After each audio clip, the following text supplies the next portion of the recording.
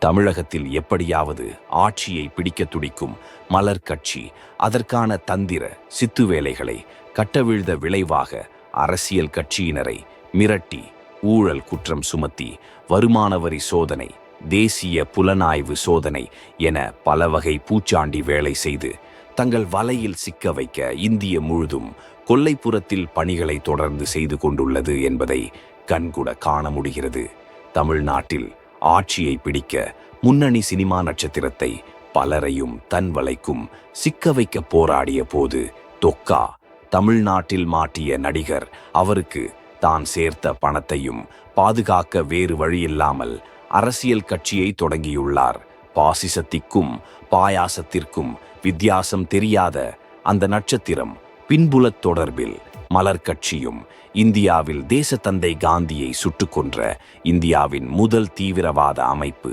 சித்தாந்த பின்புல உள்ளதை வெளிப்படையாக அனைவராலும் புரிந்து கொள்ள முடிகிறது. பிற மாநிலங்களில் நடப்பதைப் போல் கொல்லைப்புறத்தில் ஆட்சி அமைக்க ஏவப்பட்ட சினிமா பிரபலங்கள் புதுமுக அரசியல்வாதிகளை களத்தில் கட்டவிழ்த்துவிட்டு மின்னணு வாக்கு இயந்திரத்தில் சூழ்ச்சி செய்து புதுமுக அரசியல்வாதிகள் வாக்கு வங்கி உள்ளதாகவும் செல்வாக்கும் இருப்பதாக மக்களை நம்ப வைத்து குறுக்கு வழியில் ஆட்சியை பிடிக்கும் மலர் கட்சி மற்றும் அதன் அமைப்பு முயற்சியை முறியடிப்போம். இந்த சூழ்நிலையில் நாட்டு மக்கள் இத்தகைய அரசியல் கத்துக்குட்டிகளுக்கும் அரசியல் தெரியாமல் மக்களை பிளவுபடுத்தி இந்திய முழுவதும் ஆழ துடிக்கும் இந்தியாவில் உள்ள பாசிச சக்திகள் ஆட்சி அதிகாரத்தில் வராமல் அவர்களுக்கு வாக்களிக்காமல் இந்தியா தேசத்தை காக்க உறுதிமொழி ஏற்போம்.